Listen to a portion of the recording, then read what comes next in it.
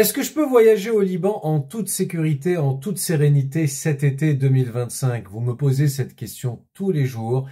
Ça fait un moment que je prépare cette vidéo, ya Halloween, et je vais essayer aujourd'hui de vous donner toutes les cartes en main pour que vous puissiez prendre votre décision de manière éclairée. Marhaba ya Halloween, kif konu l'yom. Moi c'est Marc d'À deux pas du Liban pour ceux qui ne me connaissent pas. J'ai le plaisir de vous transmettre langue et culture libanaise depuis plusieurs années maintenant et je vous donne rendez-vous à la fin de cette vidéo pour parler de l'actu d'À deux pas du Liban. D'une manière générale, avant de prendre toute décision, on va aller consulter le film diplomatie.gouv.fr pour regarder les recommandations officielles. Vous fatiguez pas, on va faire ça ensemble. Yalla.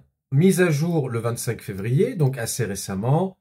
La situation reste incertaine et très volatile au Liban malgré l'entrée en vigueur de l'accord de cessez-le-feu avec Israël le 27 novembre 2024, etc., etc. Il parle de possibles bombardements, on parle de troubles de l'ordre public qui ont eu lieu récemment dans Beyrouth. Il est donc vivement recommandé d'éviter les rassemblements et de suivre en permanence les recommandations des forces de sécurité locales, évidemment. Regardez. Du fait de la volatilité du contexte sécuritaire au Liban et dans la région, il demeure instamment demandé aux ressortissants français de ne pas se rendre au Liban, sauf raison impérieuse. Prenez bien connaissance de ce site. Si vous y allez, n'oubliez pas aussi de vous inscrire sur le fil d'Ariane, qui permet de garder effectivement une trace, de savoir quels sont les ressortissants français qui sont sur place.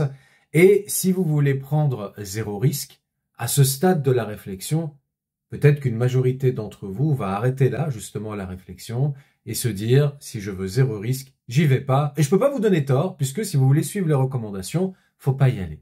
Mais si je fais cette vidéo, c'est pas pour m'arrêter là, évidemment, c'est parce que je sais que vous êtes nombreux à considérer ces recommandations parfois un peu trop alarmistes. Je ne me positionnerai pas sur cette opinion, ça dépend, c'est très subjectif ça. Et justement, je vais essayer d'aller plus loin dans l'analyse pour voir quelles sont les autres cartes qu'il faut prendre en considération pour prendre une décision éclairée. On va essayer de considérer concrètement la situation intérieure et extérieure du Liban en ce moment. Concernant l'extérieur, d'abord, petit avertissement, s'il vous plaît, vous le savez, À deux pas du Liban se concentre sur la culture avant tout, donc hors de question de poster des commentaires ou des messages véhiculant des idées politiques ou même des messages de haine, ils seront bien évidemment effacés par mes soins.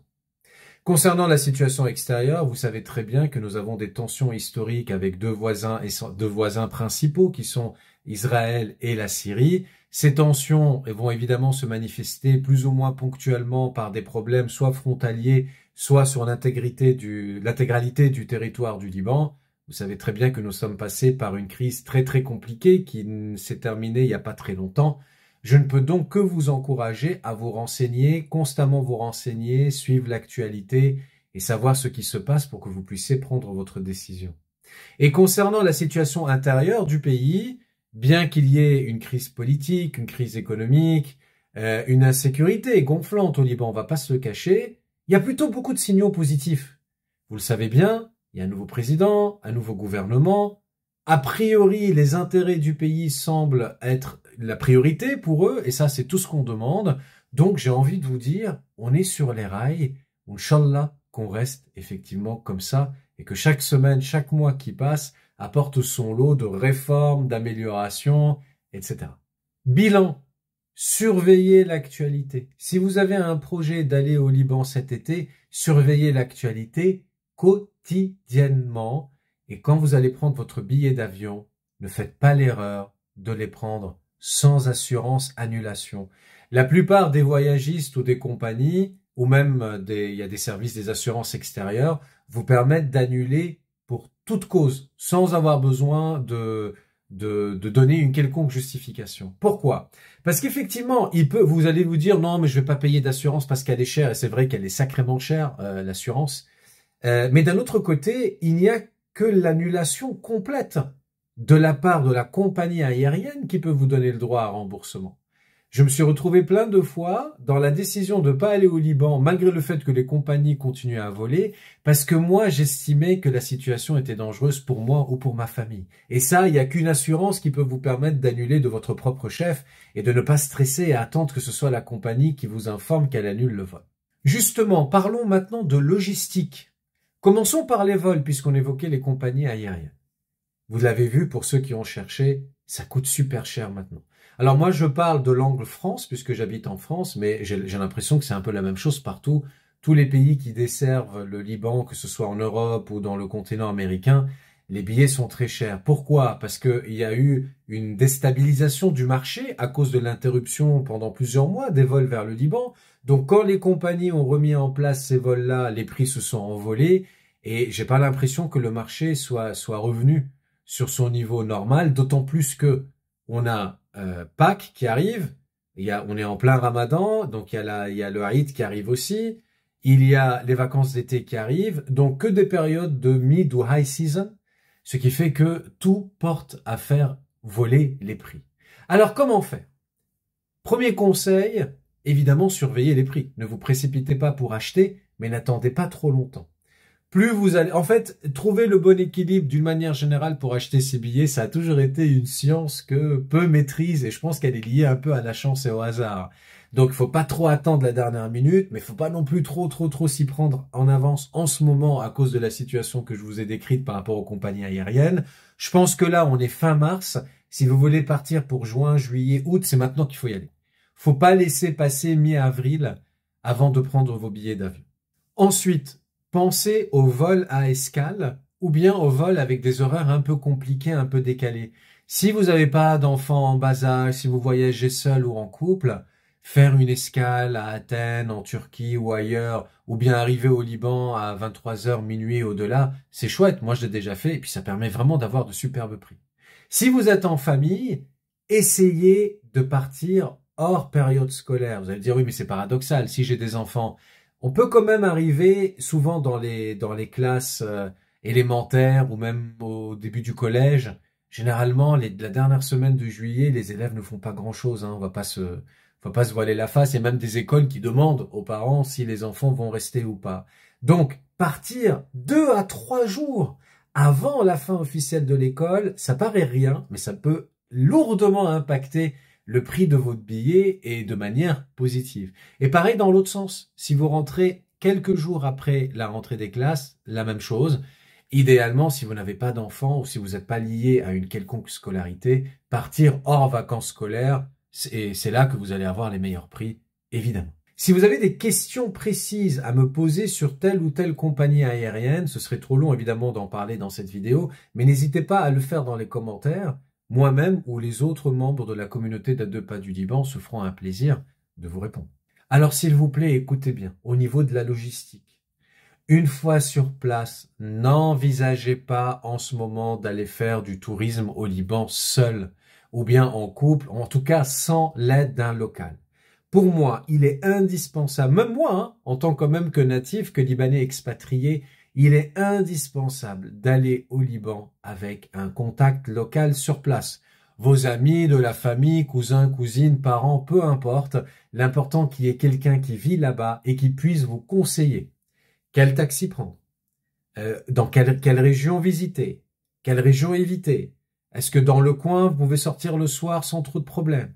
Quelle route éviter? Il y a tellement de détails qui varient en plus d'une ville à l'autre, d'une région à l'autre du Liban, que c'est pas possible d'en faire une liste exhaustive. En plus de ça, ces situations sont variables. Ce qui est vrai aujourd'hui ne le sera plus demain, et ainsi de suite. Pas de tourisme seul au Liban. Je dis pas que vous devez avoir quelqu'un qui vous tient de la main, bien sûr que non, mais vous devez avoir quelqu'un qui vous conseille, qui vous dit oui, voilà, tu vas tranquille. Mais même pour manger, mange dans ce resto, il est connu pour son hygiène, évite celui-là. Il est indispensable d'avoir un contact local. C'est le meilleur conseil que je puisse vous donner. D'une manière générale, et je pense que c'est du bon sens, pour le moment, on va éviter, puisqu'on parle de tourisme, les zones frontalières. Donc que ce soit au nord ou que ce soit au sud. Autant que possible, rester dans le centre du Liban. Qu'en est-il maintenant de l'aspect santé? Alors, la situation, les services de santé au Liban sont de qualité variable d'une région à l'autre, d'une ville à l'autre. Il est d'une manière générale indispensable d'avoir une assurance complémentaire quand vous voyagez, rapatriement, accident, tout ça, je pense que je ne vous apprends rien. Mais c'est là aussi que vos contacts locaux vont être indispensables, puisque c'est eux qui vont vous donner des informations mises à jour en temps réel. Quel hôpital aller? quel médecin choisir si les enfants ont de la fièvre, hein, je vous donne vraiment des cas très très précis. Est-ce que tel ou tel médicament est disponible en ce moment dans les pharmacies ou pas? Faut-il une ordonnance ou pas? Est-ce qu'il y a des équivalents ou pas? Tous ces éléments-là sont à prendre auprès des locaux. C'est pour cela qu'encore une fois, je vous dis, hors de question de voyager au Liban sans un contact local, s'il vous plaît. C'est pas pour vous faire peur, c'est que ça va changer complètement vos vacances. Entre quelqu'un qui part à l'aventure et quelqu'un qui y va avec un contact sur place, c'est le jour ou la nuit au niveau du temps passé, du confort, de la sensation de sérénité et de sécurité. Résumé de tout ça. Est-ce que mon objectif, c'est de vous décourager et de vous faire peur? Certainement pas. Est-ce que c'est de vous encourager? Mon cœur en a envie, mais ma tête dit non. Je suis là, comme je vous l'ai dit, pour vous donner toutes les cartes et j'espère l'avoir fait. Et en résumé, informez-vous, prenez vos dispositions, prenez une assurance d'annulation, une assurance de voyage et suivez l'actualité. Si vous respectez ces règles-là, faites-moi confiance, vous allez passer un très bel été et tout le monde prie et croise les doigts qu'il n'y ait plus de problème de bombardement ou quoi que ce soit au niveau du territoire et qu'on puisse avoir la paix. Ne serait-ce que pour la période estivale qui, vous le savez, est très importante aussi économiquement pour le Liban et même pour nous, pour recharger les batteries, qu'on ait des racines là-bas ou pas. Vous allez être merveilleusement bien accueillis, vous allez super bien manger, vous allez profiter du beau temps, des plages, du tourisme culturel ou pas culturel. Bref, un très bon moment en perspective. Allez, comme je vous l'ai dit, je voudrais évoquer deux grands points d'actualité au sujet d'À 2 pas du Liban, justement. Le premier point, c'est que je me suis fait rare depuis le début de l'année parce que, tout simplement, ma tâche principale, qui est de vous transmettre le libanais, prend 80-90% de mon temps. Je suis tellement heureux que vous soyez si nombreux à me faire confiance. Ça me touche beaucoup. Depuis 2018, maintenant, j'ai même parfois du mal, jusqu'à maintenant, après toutes ces années, à m'habituer à l'idée d'avoir autant d'élèves qui me font confiance. Ça me touche énormément. D'ailleurs, si vous allez au Liban cet été et que vous vous dites « Non, mince, je sais pas pratiquer, je suis pas prêt, c'est trop tard ». Non, c'est pas du tout trop tard. Si vous travaillez avec moi avril, mai, juin, ça va être le jour et la nuit, j'aime bien l'expression dans cette vidéo, je sais pas pourquoi, lors de votre séjour là-bas, en termes de compréhension, en termes de capacité d'épater son interlocuteur libanais, ou même de gagner quelques points de sympathie quand vous négociez votre souvenir dans les boutiques de Biblos, ça va tout changer. Donc n'hésitez pas, inscrivez-vous, tous les liens sont dans la description de la vidéo. Vous avez de toute façon 48 heures d'essai pour voir un peu comment je fonctionne, comment fonctionne mon application et mon site Ulib, et pouvoir échanger avec moi pour que je puisse répondre à toutes vos questions. Le deuxième point que je voulais évoquer avec vous, c'est que dans mes envies de publier des choses concernant le Libanais, je me concentre vraiment maintenant sur YouTube, mais ça évidemment vous le savez, et j'essaye aussi de faire progresser mon compte Instagram. Donc pour ceux qui ne savent pas que je suis sur Instagram, n'hésitez pas à vous inscrire, vous me trouverez facilement, et encore une fois, je mets le lien dans la description de la vidéo, parce que je vais publier des choses sur Instagram que je ne publierai pas sur YouTube, et vice-versa, que ce soit sur la culture, l'actualité ou le vocabulaire libanais. Donc n'hésitez pas. Et à propos d'abonnements, le nombre d'abonnés d'À 2 pas du Liban, j'ai regardé là les statistiques, ne reflète en aucun cas la qualité des visites et le nombre de visiteurs que j'ai la chance de recevoir chaque mois. Alors si vous venez régulièrement et si vous voulez pas louper la notification de YouTube pour les vidéos que je sors, abonnez-vous. Non seulement vous allez être informé par YouTube des vidéos que je sors, mais en plus de ça, c'est le meilleur moyen de matérialiser votre amour pour le Liban, pour À 2 pas du Liban, vos encouragements pour ce que je fais. تبعوا على حالكم كتير. بشوفكن قريبا. Je vous vois bientôt. وباي باي يا حلوين.